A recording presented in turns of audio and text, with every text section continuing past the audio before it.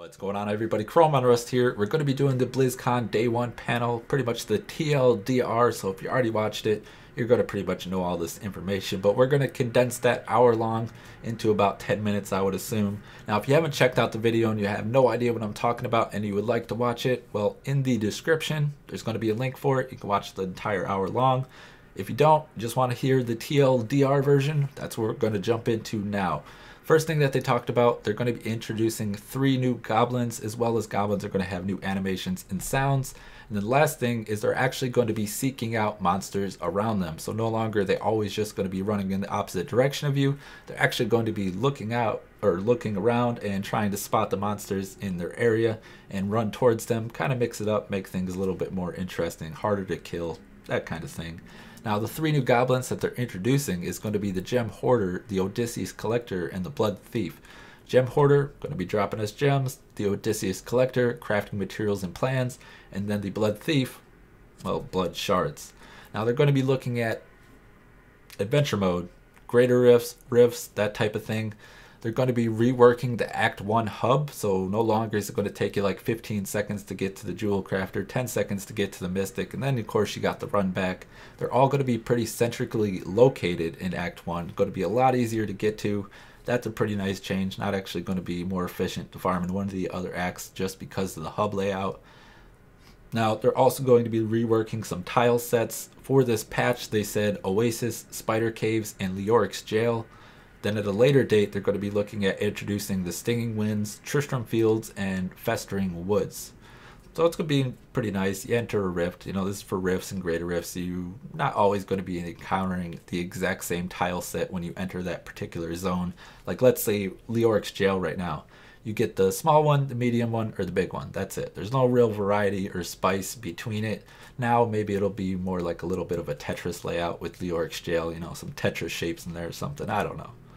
Legendary gems, they're looking at introducing 2 more.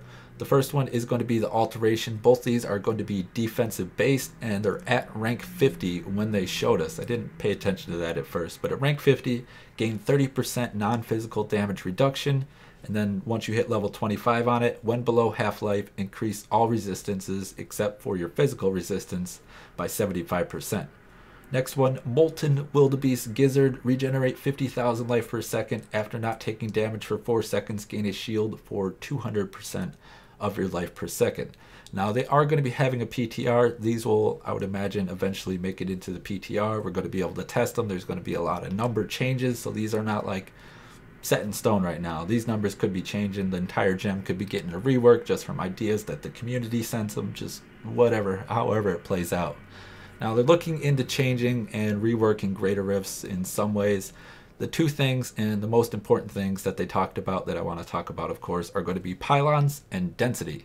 So talking about the pylons first, conduits, pretty much everybody knows that they're very overpowered. If you get one in the higher tiers of greater rifts, you're pretty much set to complete that as long as your density is somewhat okay.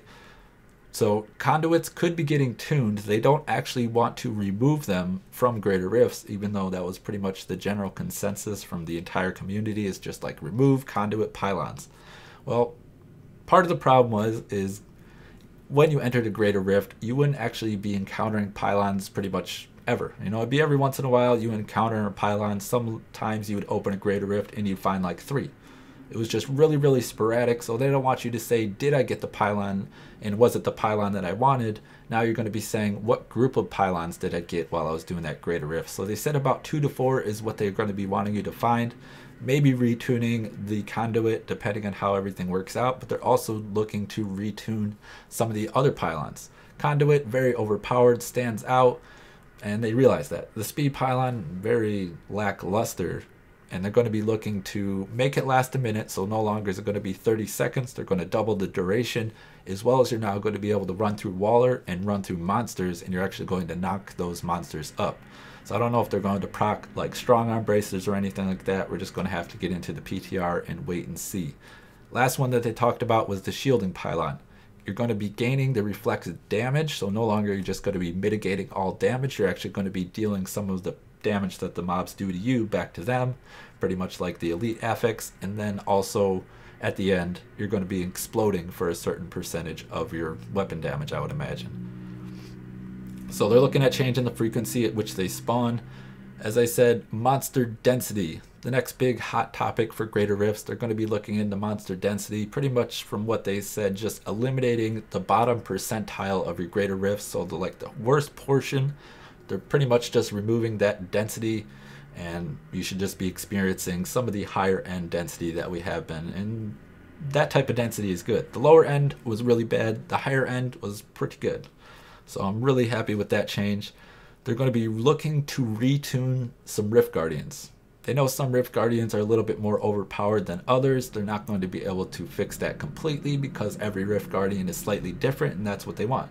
They want all the Rift Guardians to be pretty close to the same difficulty, but they all want them to feel different, just to add more variety, more randomness, and increase the end game playability.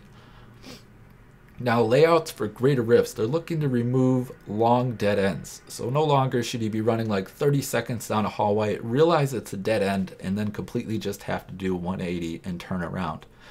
So they're going to make dead ends be only about 5 seconds long. You're going to hit the dead end, be able to turn around right away, and it's not going to be costing you that much time. And big loops. They talked about removing big loops, how they're not really dead ends, but if you run the entire loop and then you have to run all the way back around to find the one spot that you didn't check, they're going to be looking to eliminate some of those as well. And then for softcore, in hardcore, when you die, but in softcore, when you die, currently you always have to spawn at your last checkpoint. But they actually want to add back in the spawn at your corpse, but they want it to have a higher penalty. So they want death to still matter in softcore while you're doing greater rifts. So you die the first time, it might be like a 5-second timer. You die the second time, it'll be like a 10-second. But you die the third time, then it's like 20 seconds. The fourth time, now you're up to like a 40-second timer, which is huge for your greater rifts. Now these are just numbers that I'm throwing out there. The PTR hasn't hit, so I really don't know how it's going to play out. But typical Diablo fashion, I'd expect like maybe a doubling or at least something significant where, like the third, fourth, fifth death that you're hitting, it's going to be pretty noticeable that it's pretty important not to be dying in the higher, greater rifts. Next thing and last page, Season 2. There's a couple things about Season 2. They're looking to change some conquests. They didn't like the way that all of them played out. There's going to be the new transmogs for Season 2, which are going to be the boots and legs. Now, if you have not got the Season 1 transmogs yet, all you have to do is get a character to level 70, and I believe you get like helmet, shoulder, and gloves. And then Season 3, I believe we're going to be finishing out the set with like chests and something like that. So if you play the first 3 seasons, you're going to get an entirely different type of transmog that anybody who didn't play through the seasons. All you have to do is get a character to level 70. They're going to have a nice new set. Now, I'm going to actually save that one for last. They're going to be introducing a new zone in Act 3 near Ariat Crater. It's the Barb Zone from Lord of Destruction. It's going to have new monsters, new bounties, and then also I forgot to mention that they're going to be adding in a new Rift Guardian, the Rat King. So new monsters, new Rift Guardians, new zones, new bounties. It's a pretty good patch, sounding pretty good. Last thing that I wanted to save to talk about is going to be the ancient legendaries. I'm sure if you've been keeping up with the Diablo 3 news, you've heard about ancient legendaries. Now, what exactly are they? They're going to be hard to find. I'll just say that, and they're going to be up to 30% better than the legendaries that we have now currently. So imagine that you have, we'll just say a furnace. Everybody knows what the furnace is pretty much. It's a two-handed mace. You're going to be able to get one, and it's going to be called an ancient legendary, and it's going to be able to be up to 30% better than the ones that we're able to get now. So these legendaries are only going to have like a 5 to 10% to drop when that item would normally drop. So we'll say it goes to the list. It's like, okay, it's going to drop a two-handed mace. It's going to be a legendary, and it's going to be a furnace. Then it's going to check again, or I can't say this is the exact order that it's going to be going through, but this is pretty much the process. Then from there, it's like, okay, we're dropping you a furnace. Are we then going to drop you an ancient furnace that's going to have the potential to be up to 30% better than just a regular furnace? Now this is for endgame players. This is for people who have pretty much already maxed out their gear, and I actually kind of like this system. I know it feels kind of cheesy and a kind of a cheap way to add endgame content, but it allows everyone to find the gear. If you want to just complete a set, try out a build, see how it works, you're going to be able to find that gear pretty fast. But then once you find the gear that you want and you're really hunting for those perfect items, well, now you're going to be looking for those ancient legendaries because you have your build, you know the stats that you want, and you're just going to boost your character to its full potential. I don't know. I think it's kind of exciting. I'm looking forward to them. That is the BlizzCon Day 1 TLDR. I hope you did enjoy. ChromeOnRust for Core Expert Gaming. Hope to see you in patch 2.1.2. I'm out of here, and you all have a great day.